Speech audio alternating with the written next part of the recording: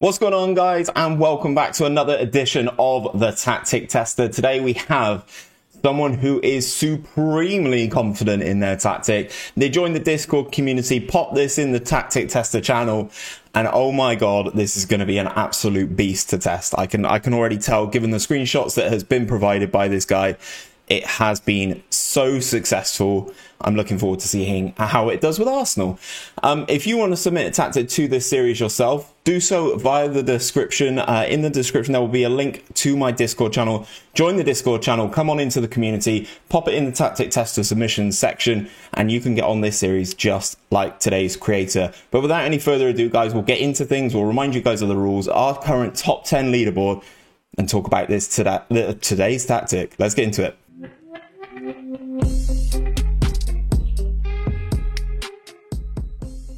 So guys, a reminder of the rules of this series. All tactics must have a proven record of success or achievement. All tactics will use the same team and fixtures for the test. That will be Arsenal. No tactics will be allowed to be made in either transfer window by the team. Tactics will be loaded in and the whole season will be simulated in one go. And all points, wins, goals scored and win percentage will be collected and displayed to find the best creator tactic out there. So, as I mentioned, we have a top 10 leaderboard at present. Let's take a look at things. So this is the current state of our top 10 leaderboard. It requires a decent score to get into the top 10. CTXCB is holding down that 10th spot at the moment with his 68.75% win ratio 4-2-4 tactic. But the big man to be at the top is still my tactics guru, GYRFM, with his asymmetric brilliance. They won him the Premier League with a total of 99 points and that all-important 85% win percentage. So, without any further ado, let's get into it and take a look at today's tactic. So then, guys, we are back at Arsenal, and as I mentioned in the introduction, this guy came into the Discord all on flames talking about how good this tactic is, so I really wanted to put it on the tester as soon as possible. And today we have Stutsko, who onto the channel, and this is his tactic. And I have to say, guys, it is strikerless, which you all know I enjoy on this series. Sweeper keeper, inverted wing backs, ball playing defender, centre defender. It looks pretty good, guys. So we're going to go through this and break it down ourselves. But the things it gets me is the very attacking mentality.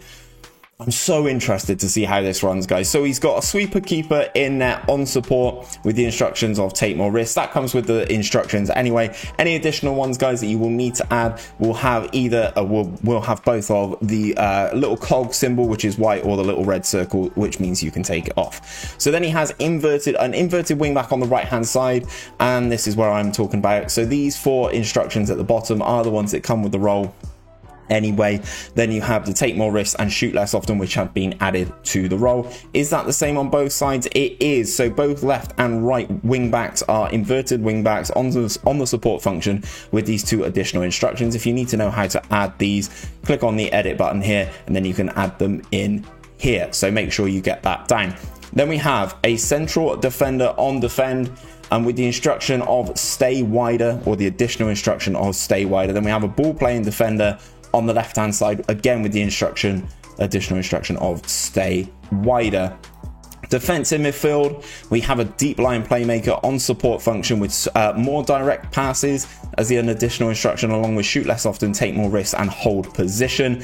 Then we have a central midfielder on attack, which is an interesting one. You don't see a lot of just bog standard central midfielders in tactics, or at least I don't, especially on this tester, with the additional instructions of move into channels and run with the ball. Well, then we've got a Mazzala on attack, again with the additional instructions of pass it shorter and run wide with the ball. Also already comes with take more risk, get further forward, stay wider, move into channels and roam from position. Then this is where it gets super interesting, guys. On the right hand side, advanced playmaker. Now, you don't see a lot of this, and he's got them on both sides. So there we go. So shoot less often, dribble more, cut inside with the ball, take more risks, and cross less often are ones that come with the role anyway. In addition to that, he has more direct passes, get further forward, roam from position, and stay wider. That is the same for both the attacking midfield right and the attacking midfield left. They are both advanced playmakers on attack. And then finally, to finish things off, we have an attacking midfielder on attack as well. So they come with get further forward, and they've added the instruction of roam from position, dribble less, take more risks, and more direct passes. And obviously this is strikerless, so there's no striker. In terms of things, it is a vertical tiki-taka, and it has the very attacking mentality. And in terms of in possession, this is what we're looking for, guys. Wide attacking width, passing into space, overlapping both sides, but focusing play through the middle and playing out defense. Shorter passing directness, much higher tempo, never wasting time. Mixed crosses into the box, and working crosses into the box as well. Dribble less and be more expressive. In terms of in transition, counter press, counter when the possession has been won, distribute slowly, distribute the ball to centre backs, and take short kicks. Out of possession, we are looking for a higher line of defensive engagement, a standard defensive line, forcing the opposition outside, and extremely urgent pressing intensity. And that, guys, is it. I think this is going to be a very interesting one. He has been very, very confident, as I mentioned. If we do a little quick pick, you can kind of see what is going on and what we are working with here. And this is what we've got. So Leno in goal, Bellerin on the right-hand side, Tierney on the left, Gabriel and Holding as the two central defenders. Thomas Partey is the deep line playmaker. Ceballos alongside Granit Xhaka. Aubameyang on the left, Willian on the right, and Mesut Ozil as the attacking midfielder. Remember, guys, this has all been set up since the start of FM. It is the starting database on the game, hence why we have Mesut Ozil at Arsenal. In terms of the analysis, though, obviously these areas are going to be really bad. But everything else, guys, to be honest, looking very, very strong. We're kind of trying to play pretty narrow, I'd say, in terms of the analysis. Let's simulate the whole season. That's the word, Steve. Simulate the whole season, and we'll be back at the end of the season to see how this tactic gets on. We'll be back in just a few seconds. So then, guys, we are back at the end of the season, and Arsenal have finished in third, and Willian is the top goal scorer with 40. As many as 40. Aubameyang with 24 assists as well is absolutely ridiculous. As you can see, the tactic has been pretty much second throughout the whole... Oh, we jumped up into first for a large portion of it. And then what's that, with 1, 2, 3 game weeks to go, they chuck it away. Absolutely staggering scenes to come third inside the Premier League with 81 points. That goal difference of plus 62 for a team in third, though, very, very impressive. Let's take a look at the competitions tab and see how it's got on in... Oh my god. Okay, runners up in the Community Shield. It's a relatively obscure tactic, so I don't expect teams to learn this real quick.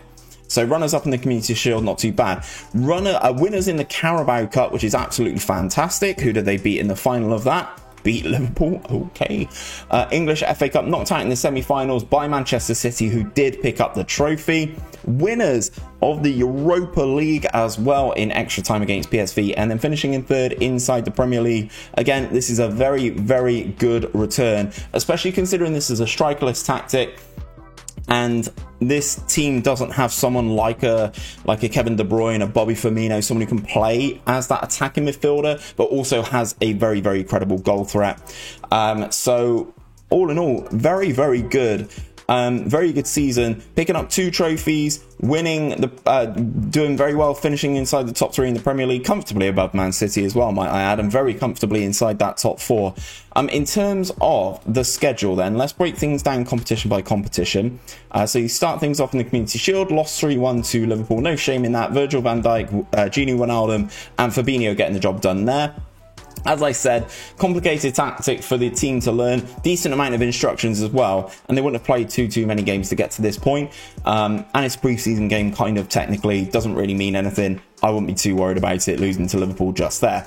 In terms of the Carabao Cup, then, it seems to have gone relatively well for them, obviously picking up the trophy, beating Burnley, Manchester United 4-2 as well, beating Blackburn, Norwich, Liverpool as well, getting one back over on Liverpool there in the final. Lacazette converting from the penalty spot after Andy Robertson had been sent off just a minute prior. Doing very good things though. Willian and Mohamed El Neni putting Arsenal 2-0 up in this game before Milner and Sadio Mane try and get Liverpool back into it, but Robertson sending off leads to a penalty, and against 10 men at Wembley, game, set and match, guys. In terms of The FA Cup, who have they gone through to get to this point? They beat Wigan, Forest, Leeds, Wolves. Okay, not too bad, not the best opponent. So losing to Manchester City at Wembley in the semi-final. As I did say, Manchester City did pick up the FA Cup in this save. Doing pretty well though. In terms of the Europa League, they did win. Who did they beat on the way? One of the easier runs, I will say, but a lot of goals is another thing I have noticed. Molde, Nice and Ludogorets in their group stage take on Victoria Plzen in the first knockout round, Michelin in the second knockout round, Rennes in the quarters, Real Sociedad in the semi-finals, and then beating PSV in extra time. 4-2. This guy scored 2 goals. Fair play to him. Oh, this skin, every time it resets, guys, absolute nightmare. All I want to see is his attributes, you know what I mean? Seems relatively solid, but nothing overly spectacular. And then who got the goals for Arsenal in the final? El Neni in the 90th. Willian got 2 and David Luiz got 1 as well. So this is how the team lined up. Let's alter this skin super quickly. Alter that. Scoot that over there, drop this into positions, and there we go. So you can kind of see things a little bit better here, guys. So this is how the team lined up. Leno in goal, Bellerin, David Luiz, Gabriel Kolasinac, Maitland-Niles is a deep line playmaker, El Neni, Ceballos, Lacazette on the right, Willian, and then Pierre-Emerick Aubameyang. Willian through the middle seems to be a very, very good goal threat here. And then in terms of the Premier League, guys, how did things get on? Looking like a very good start. Interesting loss to Leicester. It's one of these things. I always say with these tactics, if you're actually controlling them in real life yourself, you're obviously going to do better than these simulations. In this instance, you know, you're probably going to be in a position where you're 1, 2, 3 goals up, 3-1 up. You're probably not going to let that lead be thrown away like that. Again, against Tottenham, maybe not scoring a goal and then conceding a goal straight away. You're not Germany in the Euros. Disappointing result against Burnley, possibly. A 6-0 at home against Chelsea is just ludicrous. Beating Man City 5-1 as well. I have no idea what is going. If this team had someone like a Bobby Firmino or a Kevin De Bruyne, someone who could effectively kind of play that false 9 and actually be an attacking bit. If you played Messi there, if you did this, oh my god, if you ran this tactic with Barcelona, it would decimate everybody. Honestly, absolutely would annihilate everybody. Anyway, losing to Leicester again. Looks like Leicester are the bogey team. Absolutely pumping a lot of teams though. 4-2 against Manchester United, who did win the league. It's a draw fest here. West Ham, West Brom, Liverpool and Brighton. If you pick up a couple more points here, it puts you in better stead. Drawing again with West Ham. Again, disappointing. Danny Rose sent off and Danny Ceballos. The Danny's getting red cards left, right and centre. But if you notice throughout this, guys, scoring an awful lot of goals, especially against a lot of the bigger teams. In terms of the end of the season, beat Brighton, beat Newcastle, beat Everton, but lost to Villa, lost to Chelsea, lost to Liverpool, and lost to Manchester United. You know what happens in these saves sometimes, guys. If you're in a lot of competitions, these games get moved around, and it's always this Liverpool one that ends up at the end 6-3 in the end at Anfield. Absolutely crazy, this tactic. And as I mentioned, if you've got someone who can play in that spot, I think you'll do so much better than this team has done with Arsenal. In terms of the analyst report then, let's dive into things. General performance, as you can see, expected goals per game absolutely through the roof. 2.7 goals per game, 2.71 goals per game, higher than their expected goals per game. Absolutely ridiculous. Score a high number of goals per 90 minutes compared to the average, which is obviously pretty self-explanatory. In terms of scoring, oh my god, I've never seen a conversion rate that high. Almost 20% off of 14 shots a game. That is crazy. Our attacking statistics are extremely out of the ordinary. We manage more shots than the average and are more clinical than a lot of teams. I have never seen it go up to 20%. Never on this series. In terms of defensive stats then, relatively solid, face fewer shots per game than the average and concede fewer goals. I'm giving up around, just over 10, almost 11 shots per game off of just over 10 and a bit % conversion rate for the opposition. Not too bad at all. In terms of the formations used, plus 96 clear-cut chances for and against compared to every other formation that we played this season, creating a chance every 25 minutes. That in itself, guys, is absolutely disgusting. In terms of formations faced, though, it's absolutely annihilated a lot of the ones. 4-2-3-1 wide, creating a chance every 24 minutes, plus 30, clear cut, 4 and against. Absolutely ridiculous, and absolutely bombing it all the way through in a lot of formations, decimating the 4-3-3 as well. 4-4-2 doesn't stand a chance. 4-2-4 definitely doesn't stand a chance. Is there anything this struggled against? Nope. Nope. The best thing that it came up against was the 5-2-3 wing back wide, where it still created a chance every 55 minutes, but also gave up a chance every 55 minutes. So not the best, not the worst against that one, but absolutely decimated everything else. Absolutely ridiculous, guys. So what I'm going to do, I am going to get the calculator out. I have a feeling this is a good one. I have a feeling we've got someone inside our top 10. And with a better team, this tactic would have absolutely cakewalked this series. So let's get the calculator out and take a look at our leaderboard. So then, as you can see, Stutsko has made it into the top 10. He has found himself in 9th with his 4-3-3-0. Obviously, he did pick up his 2 trophies, the Europa League and the Carabao Cup, finishing in 3rd inside the Premier League with 81 points, scoring a massive 184 goals, conceding 53 goals per game. Amazing again, 2.92. And that all-important win ratio of 69.84% sees him into 9th. So then, guys, there you have it. That is another edition of the Tactic Tester done, and I honestly think if you try this tactic and build it, build a team to fit this tactic, you will decimate everybody. Honestly, I swear down, this is a very, very good tactic, which I just don't think has worked with Arsenal. If they, as I've mentioned, I think I've mentioned about 4 or 5 times in this video, if you have like a Bobby Firmino, a Kevin De Bruyne, a Messi, a real goal scoring threat, and someone who can actually play that central attacking midfield position very well, I think this will obviously absolutely just steamroll teams left, right and center. But that is where I'm going to leave things for today. If you want to submit a tactic to the Tactic Tester, jump into the Discord. That link will be at the top of the description. You can submit your tactics in there to get yourself on this series, just like Stutsko has for today's episode. But until next time, guys, if you have enjoyed the video, like it down below, subscribe if you are new around here, and take care, and I'll see you on another video very, very soon.